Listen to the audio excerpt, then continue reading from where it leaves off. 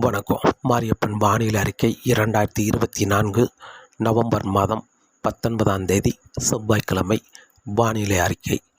இன்று தமிழகத்தில் அதிகாலை நேரங்களில் கன்னியாகுமரி, திருநெல்வேலி, தென்காசி இந்த இடங்களில் ஓரிரு இடங்களில் லேசான முதல் மிதமான மழையாகவும், கடல் ஓரங்களில் மிதமான முதல் சற்று கனமழையாகவும், மேலும் ராமநாதபுரம், மதுரை கிழக்கு பகுதி, விருதுநகர் கிழக்கு பகுதி, புதுக்கோட்டை, சிவகங்கை, மேலும் வேதாரண்யம், முத்துப்பேட்டை, மயிலாடுதுறை, சீர்காழி, புதுச்சேரி தெற்கு பகுதி, கடலூர் இந்த இடங்களில், மேலும் தஞ்சாவூர், கும்பகோணம், நெய்வேலி, திருவாரூர் இந்த இடங்களில் அதிகாலை நேரங்களில் லேசான முதல் மிதமான மழையாகவும், கடல் ஓரங்களில் சற்று கனமழையாகவும் கிடைத்து கொண்டிருக்கிறது. மேலும் இன்று காலை நேரங்களில் சற்று மழை ஓய்ந்திருந்தாலும் மீண்டும் தொடர்ந்து கடலோர மாவட்டங்களுக்கு மழை தொடர்ந்து கிடைத்தாலும் உள்பகுதியில் மழை ஓய்ந்து மீண்டும் வெயில் வந்த பிறகு படிப்படியாக உள்பகுதிக்கும் இன்று மழை கிடைக்க வாய்ப்புள்ளது.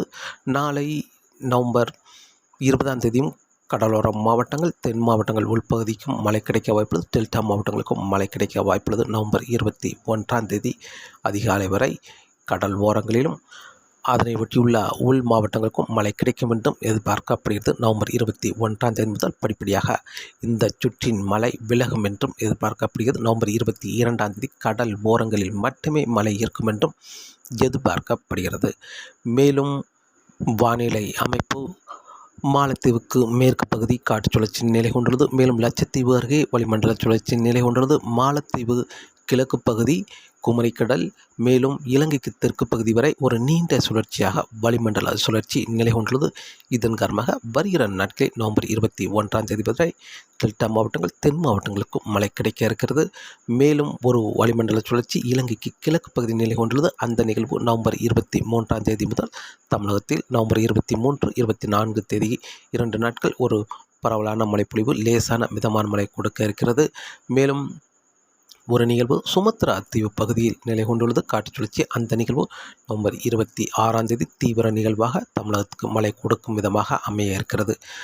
இன்று நவம்பர் மாதம் 19ஆம் தேதி செவ்வாய்க்கிழமை தமிழகத்தை பொறுத்தவரை அதிகாலை நேரங்களில் கடல் ஓரங்களில் ஒரு சில இடங்களில் கனமழையாகவும், ஒரு சில இடங்களில் மிதமான முதல் சற்று கனமழையாகவும், மேலும் உள்பகுதியிலும் ஓரிரு இடங்களில் லேசான முதல் மிதமான மழை கிடைத்துக் கொண்டிருக்கிறது. இன்று மதியம் மாலை நேரங்களில் இன்று டெல்டா மாவட்டங்கள், தென் மாவட்டங்களுக்கு ஒரு பரவலான மழைப்பொழிவாக கிடைக்க இருக்கிறது. இன்று கன்னியாகுமரி மாவட்டத்தை பொறுத்தவரை இன்று அதிகாலை நேரங்களில் மழை கிடைத்தாலும் மாலை நேரங்களிலும் ஒரு பரவலான மழைப்பொழிவு கனமழையாக கிடைக்க வாய்ப்புள்ளது. திருநெல்வேலி மாவட்டத்திலும் அதிகாலை நேரங்களில் கிழக்கு பகுதி, மத்திய பகுதி மழை கிடைத்தாலும் வரக்கூடிய மண்டலங்களில் மதியம் மாலை நேரங்களில் உள்பகுதிக்கும் ஒரு நல்ல மழைப்பொழிவு கனமழையாக அங்கங்கே கிடைக்க வாய்ப்புள்ளது. தென்காசி மாவட்டத்தை பொறுத்தவரை அதிகாலை நேரங்களில் இரு இடங்களில் லேசான மிதமான மழை கிடைத்தாலும் மதியம் மாலை நேரங்களிலும் ஆங்கங்கே ஒரு சில இடங்களில் மிதமான முதல் சற்று கனமழையாகவும், ஓரிரு இடங்களில் மிதமான மழையாகவும் கிடைக்க வாய்ப்புள்ளது. மேலும் தூத்துக்குடி மாவட்டத்திலே அதிகாலை நேரங்களில் மழைப்பொழிவு கிடைத்தாலும் இன்று பகல் பொழுதிலும் விட்டு மழை கிடைக்க வாய்ப்புள்ளது. மாலை நேரங்களில் கனமழையாக கிடைக்க வாய்ப்புள்ளது. ராமநாதபுரம் மாவட்டத்திலும் அதிகாலை நேரங்களில் கனமழை கிடைத்தாலும் காலை நேரங்களில் சற்று மழை தீவிரம் குறைந்து மீண்டும் வெயில் வந்த பிறகு மதிய மாலை நேரங்களில் ஒரு நல்ல மழைப்பொழிவு கனமழையாக கிடைக்க வாய்ப்புள்ளது. மழை விட்டு இன்று ராமநாதபுரத்தில் ஒரு நல்ல மழைப்பொழிவாக கிடைக்க இருக்கிறது. மதுரை மாவட்டத்தை பொறுத்தவரை மதுரை மாவட்டம் கிழக்கு பகுதி காலை நேரங்களில் லேசான தூறல் இருந்தாலும் மதியம் மாலை நேரங்களில் மதுரை கிழக்கு பகுதி இன்று மிதமான மழையாக கிடைக்க வாய்ப்புள்ளது. விருதுநகர் மாவட்டத்தை பொறுத்தவரை விருதுநகர் மாவட்டம் இன்று மதியம் மாலை நேரங்களில் கிழக்கு பகுதி அதிகபட்சம் ராஜபாளையம் கிழக்கு பகுதி வரை மழை எட்டி பிடித்து லேசான முதல் மிதமான மழையாகவும், ஓரிரு இடங்களில் மிதமான முதல் சற்று கனமழையாக கிடைக்க வாய்ப்புள்ளது. மேலும் வேதாரண்யம், முத்துப்பேட்டை, நாகப்பட்டினம், மயிலாடுதுறை, சீர்காழி, வேளாங்கண்ணி இந்த இடங்களுக்கெல்லாம் இன்று அதிகாலை நேரங்களில் கனமழையாக கிடைத்தாலும் வெயில் வந்த பிறகும் தொடர்ந்து மழை விட்டு மழை கிடைக்க வாய்ப்புள்ளது. கனமழையாகவே கிடைக்க வாய்ப்புள்ளது. மாலை நேரங்களில் மட்டுமே லேசான மிதமான மழையாக தொடர வாய்ப்புள்ளது. மேலும் தஞ்சாவூர், திருவாரூர், கும்பகோணம், நெய்வேலி இந்த இடங்களுக்கும் இன்று அதிகாலை நேரங்களில் மழை கிடைத்தாலும் மதிய மாலை நேரங்களும் ஒரு பரவலான மழைப்பொழிவு கனமழையாக கிடைக்க வாய்ப்புள்ளது. தொடர்ந்து விட்டு இன்று மழை கிடைக்கும் என்றும் எதிர்பார்க்கப்படுகிறது. இன்று வெயில் வந்த பிறகு திருச்சி, அரியலூர், பெரம்பலூர் இந்த மாவட்டங்களுக்கும் லேசான முதல் மிதமான மழை கிடைக்க வாய்ப்புள்ளது. மேலும் புதுச்சேரி, காரைக்கால், காரைக்காலுக்கு அதிகாலை நேரங்களில் கனமழை கிடைத்தாலும் வெயில் வந்த பிறகும் தொடர்ந்து மழை விட்டு மழை கிடைக்க வாய்ப்புள்ளது. புதுச்சேரியை பொறுத்தவரை வெயில் வந்த பிறகு லேசான மழைப்பொழிவு கிடைக்கும் என்றும் எதிர்பார்க்கப்படுகிறது. கடலூருக்கும் லேசான மழைப்பொழிவு கிடைக்க வாய்ப்புள்ளது. மேலும் புதுச்சேரிக்கு வடக்குள்ள பகுதி சென்னை, வேலூர், காஞ்சிபுரம், திருவள்ளூர், மதுராந்தகம் இந்த இடங்களில் மதிய நேரங்களில் இரு இடங்களில் லேசான மழைப்பொழிவு கிடைக்கும் என்றும் எதிர்பார்க்கப்படுகிறது. இன்றும் மேற்கு தொடர்ச்சி மலைகளிலும் நீலகிரி, கோயம்புத்தூர் மேற்கு பகுதி, வால்பாறை, கொடைக்கானல் இந்த இடங்களுக்கும் லேசான முதல் மிதமான மழை கிடைக்க வாய்ப்புள்ளது. மேற்கு தொடர்ச்சி மலைகளிலும் ஆங்காங்கே லேசான முதல் மிதமான மழை கிடைக்க வாய்ப்புள்ளது. இன்று தமிழகத்தை பொறுத்தவரை டெல்டா மாவட்டங்கள், தென் மாவட்ட கடல் ஓரங்கள், மேலும் தென் மாவட்ட உள்பகுதியிலும் மழை கிடைக்க வாய்ப்புள்ளது. கடல் ஓரங்களுக்கு கூடுதலான மழைப்பொழிவு கனமழையாக கிடைக்க வாய்ப்புள்ளது. மேலும் கோயம்புத்தூர் சுற்றியுள்ள மாவட்டங்கள், கர்நாடக எல்லோர மாவட்டங்கள் பெரிதாக மழைக்கு ஏதும் வாய்ப்பு இல்லை. இன்று நவம்பர் மாதம் 19ஆம் தேதி செவ்வாய்க்கிழமை. நாளை நவம்பர் 20ஆம் தேதியும் அதிகாலை நேரங்களில் கன்னியாகுமரி தொடங்கி புதுச்சேரி வரை உள்ள கடல் ஓரங்களில் ஒரு சில இடங்களில் கனமழையாகவும் ஒரு சில இடங்களில் மிதமான முதல் சற்று கனமழையாகவும் கிடைக்க வாய்ப்புள்ளது. உள்பகுதியிலும் ஓரிரு இடங்களில் மழை கிடைக்க வாய்ப்புள்ளது. டெல்டா மாவட்டங்கள், தென் மாவட்ட உள்பகுதியிலும். மேலும் மதிய மாலை நேரங்களும் தென் மாவட்டங்கள், டெல்டா மாவட்டங்களுக்கு தொடர்ந்து மழை கிடைக்க வாய்ப்புள்ளது.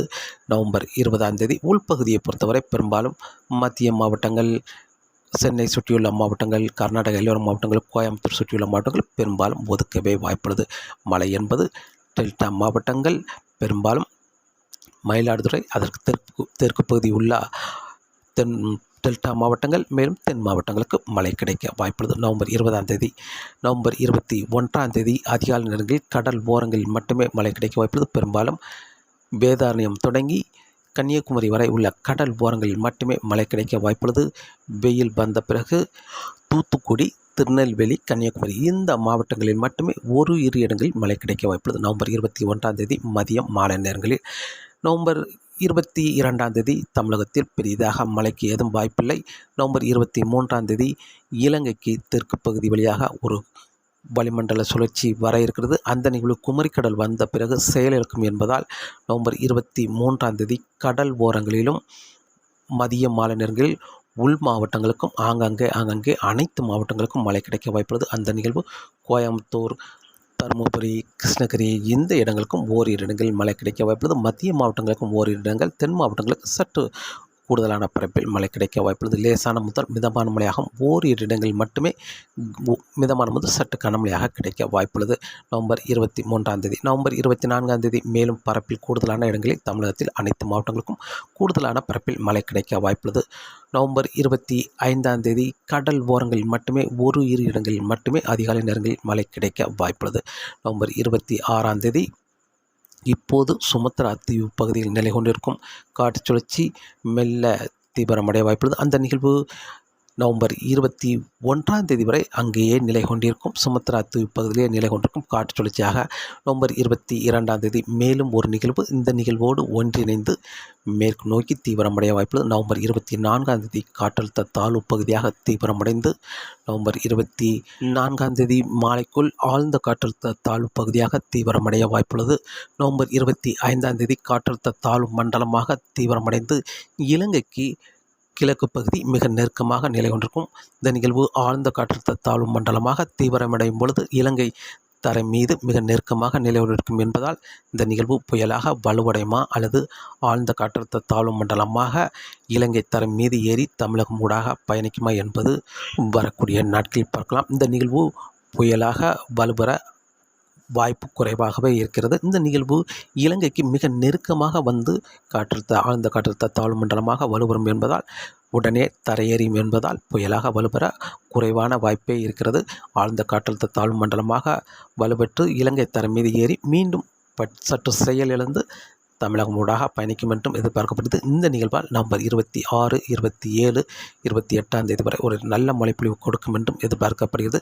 இந்த நிகழ்வு மெல்ல நகர்ந்தால் 4 நாட்கள் நல்ல மழைப்பொழிவு தமிழகத்தில் கிடைக்க வாய்ப்புள்ளது. அதிலும் கனமழை, மிக கனமழை வரை கிடைக்க வாய்ப்புள்ளது. ஓரிரு இடங்களில் அதீத கனமழை கூட கிடைக்க வாய்ப்புள்ளது.